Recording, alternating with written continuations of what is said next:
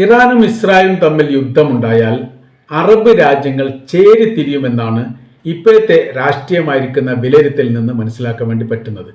രാഷ്ട്രീയ സാഹചര്യങ്ങളും അവസ്ഥകളും നിലപാടുകളും സമീപനങ്ങളും കൂട്ടി വായിക്കുന്ന സമയത്ത് ഏറെക്കുറെ അങ്ങോട്ടാണ് ഈ കാര്യങ്ങൾ പോകുന്നത് എന്നാണ്. യുദ്ധത്തിൻ്റെ അപ്ഡേഷനിൽ ഏറ്റവും പ്രധാനപ്പെട്ടത് UAE ഇസ്രായേലിന് താഡ് സിസ്റ്റം നൽകി എന്നതുമായി ബന്ധപ്പെട്ടാണ്. അപ്പോൾ അവിടെ ഒരു വിഷയമുണ്ട്. താഡ് സിസ്റ്റം ഏറ്റവും കൂടുതലുള്ളത് സൗദി അറേബ്യയുടെ കൈവശത്തിലാണ്. 7 എണ്ണം ഉണ്ട്. അമേരിക്ക അത് ആവശ്യപ്പെടുകയും ചെയ്തു. സൗദി അറേബ്യ അത് നൽകില്ലെന്നും പറഞ്ഞു. ഞങ്ങൾ ഈ വിഷയവുമായിട്ട് ബന്ധപ്പെട്ട് ഒരു തരത്തിലും ഇസ്രായേലിനെ സഹായിക്കില്ല എന്നുള്ള നിലപാടിൽ അവർ ഉറച്ചു നിന്നു.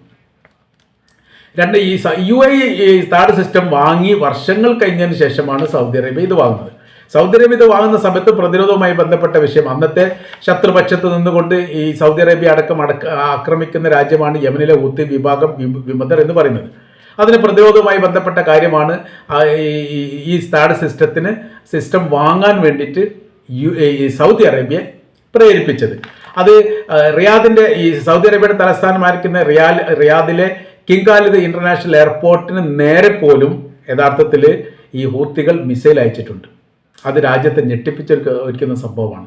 അങ്ങനെ അവർ തമ്മിൽ വലിയ സംഘർഷാവസ്ഥയും വലിയ വിഷയങ്ങളൊക്കെ ഉണ്ടായ സമയത്താണ് രാജ്യപ്രതിരോധവുമായി ബന്ധപ്പെട്ട കാര്യത്തിന് വലിയ രീതിയിലുള്ള സാമ്പത്തിക പ്രഖ്യാപനങ്ങളും അതിൻ്റെ മുന്നേറ്റവുമായിട്ട് ബന്ധപ്പെട്ട കാര്യങ്ങളൊക്കെ സൗദി ചെയ്തത്.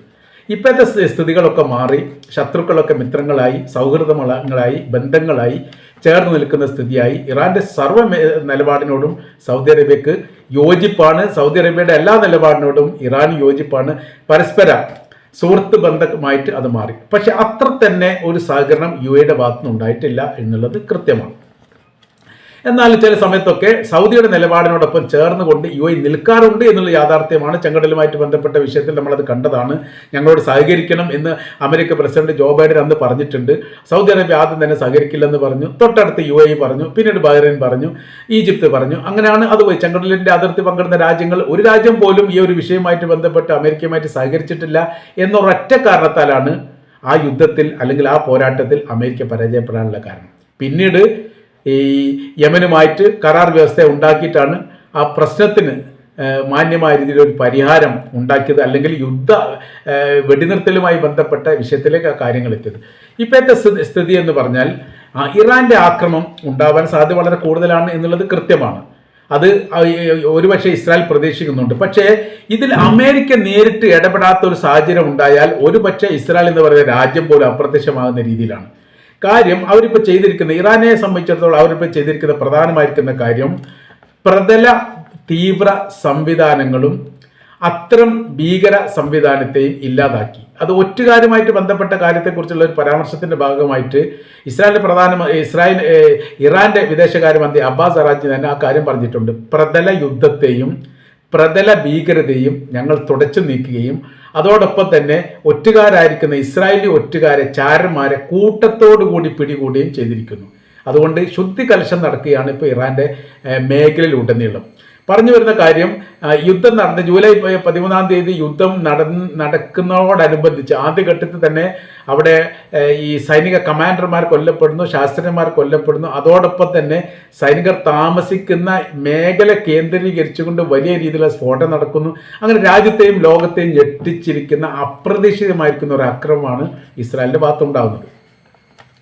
പിന്നീട് ആ യുദ്ധവുമായിട്ട് ബന്ധപ്പെട്ട കാര്യം 25-ാം തീയതി 12 ദിവസത്തിന് ശേഷം അവസാനിക്കുന്നു.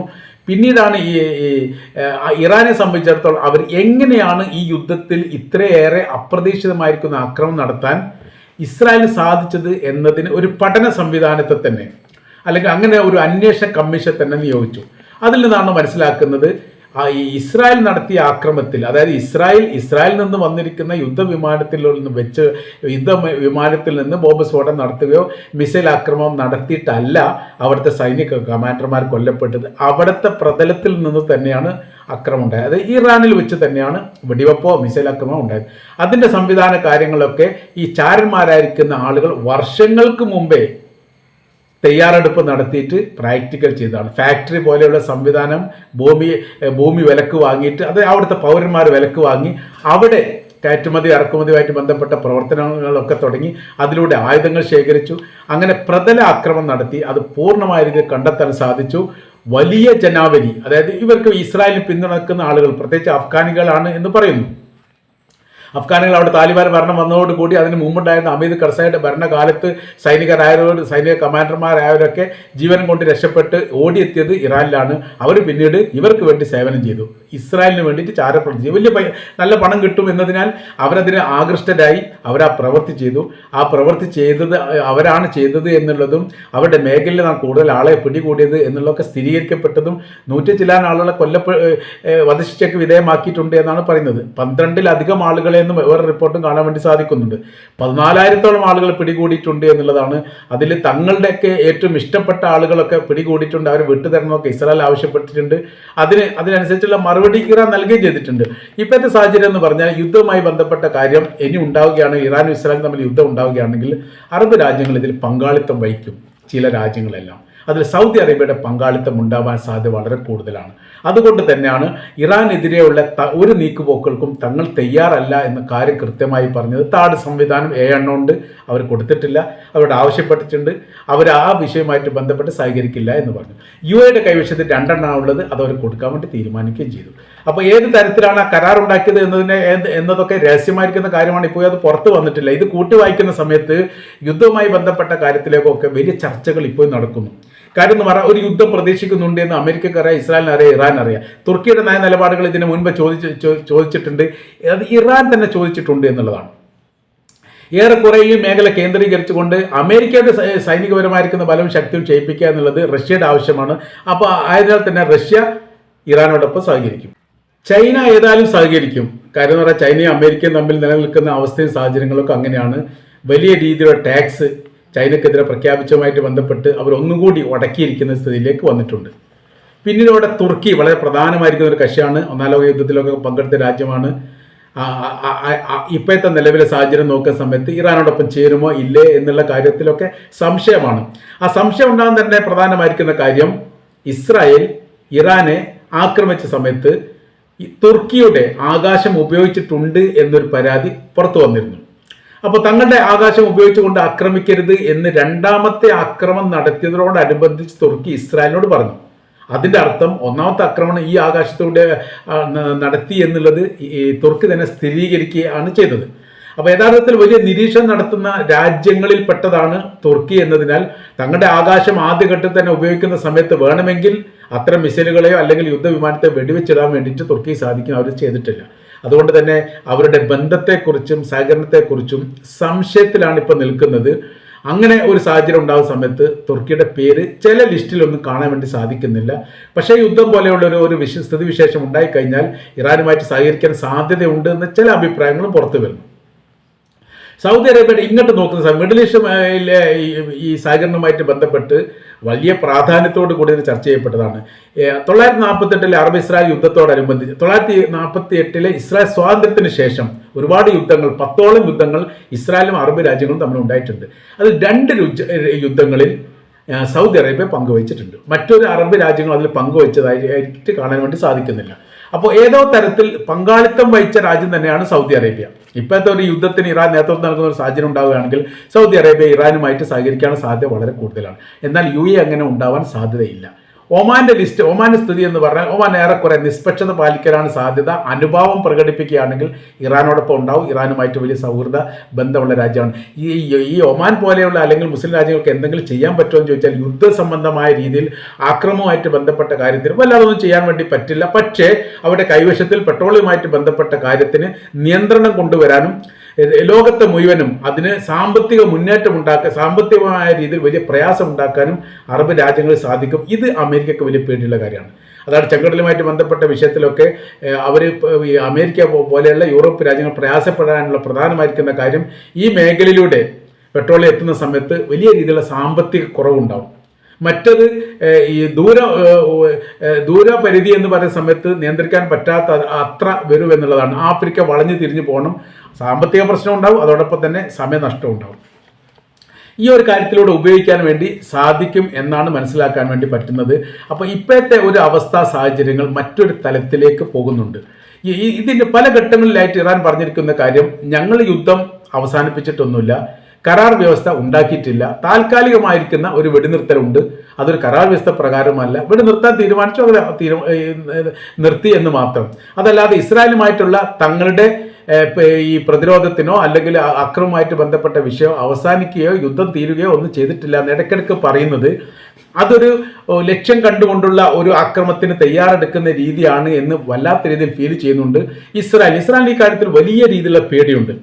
ആ പേടിയുള്ളത് കൊണ്ടാണ് പല രാജ്യങ്ങളോടും രഹസ്യമായ രീതിയിൽ ഇസ്രായേൽ ഈ ആയുധ സഹായങ്ങൾ ആവശ്യപ്പെട്ടിട്ടുണ്ട്. അതിൽ അമേരിക്കയോട് പല ഘട്ടങ്ങളിൽ പറഞ്ഞ പ്രധാനമായിരിക്കുന്ന 2-3 കാര്യങ്ങളാണ് അമേരിക്കയോട് പറഞ്ഞത്. അതിലൊന്ന്, യമനുമായിട്ടുള്ള കരാർ വ്യവസ്ഥ റദ്ദാക്കണം, അതുകൊണ്ട് ചെങ്കടലുമായി കേന്ദ്രീകരിച്ചുകൊണ്ട് നിങ്ങളുടെ യുദ്ധക്കപ്പൽ വീണ്ടും അവിടെ നങ്കൂരമിടണം.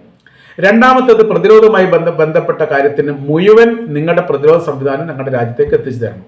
ഞങ്ങളുടെ സൈനികരോടൊപ്പം തന്നെ ഈ ഇറാനെതിരെ അല്ലെങ്കിൽ ശത്രുപക്ഷത്തിനെതിരെ യുദ്ധം ചെയ്യുകയാണെങ്കിൽ സന്തോഷം. കാര്യം എന്ന് പറയുന്നത് സൈനികവുമായിട്ട് ബന്ധപ്പെട്ട ഒരുപാട് പ്രയാസങ്ങൾ ഇസ്രായേലിൻ്റെ അകത്ത് നടക്കുന്നുണ്ട് എന്ന് ചുരുക്കം. അപ്പോൾ ഇങ്ങനത്തെ വല്ലാത്തൊരു സാഹചര്യത്തിൽ, വല്ലാത്തൊരു അവസ്ഥയിലും നിലനിൽക്കുന്നതോടനുബന്ധിച്ച് തന്നെ ഈ ഇപ്പോഴത്തെ നിലവിലെ സാഹചര്യങ്ങൾ ഒഴിവാക്കുക എന്ന് പറഞ്ഞാൽ ഗസയുമായിട്ട് ബന്ധപ്പെട്ട വെടിനിർത്തലിന് വലിയ രീതിയിൽ ഇടപെടൽ നടത്താൻ വേണ്ടിയിട്ട് അമേരിക്ക ഈ ഖത്തറിനോട് ആവശ്യപ്പെട്ടിട്ടുണ്ട് എന്നൊരു അഭിപ്രായം പുറത്തു വന്നിട്ടുണ്ട്. പക്ഷേ അത് ഒരു കൃത്യമായിരിക്കുന്ന ഒരു വിശ്വസനീയമായിരിക്കുന്ന റിപ്പോർട്ടല്ല. കാര്യം എന്ന് പറഞ്ഞാൽ അമേരിക്ക വിചാരിച്ചാൽ എന്നോ യുദ്ധം അവസാനിക്കും, പിന്നെ ഖത്തറിന്റെ ഇടപെടൽ എന്തിനാണ്?